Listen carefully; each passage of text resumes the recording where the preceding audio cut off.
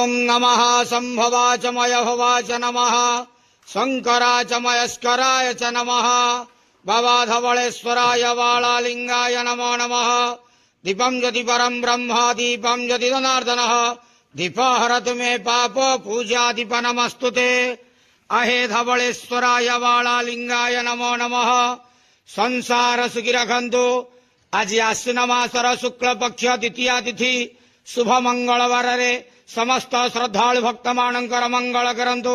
समस्त श्रद्धालु भक्त मानक आश्रीपद करंतु। मनस्कामना पूर्ण करंतु। कर्म क्षेत्र उन्नति करंतु। ग्रहरिष्ट खंडन करंतु।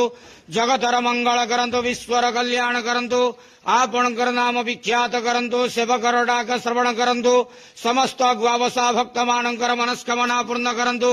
जो जो भक्त माने आपणक पाखरे मानसिक रखिछंती तांका मानसिक पूर्ण करंतु। बाबा धवळेश्वराय वाळालिंगाय नमो नमः संसार सुखी रखन्तु आनंदे जवार हरि बोलो।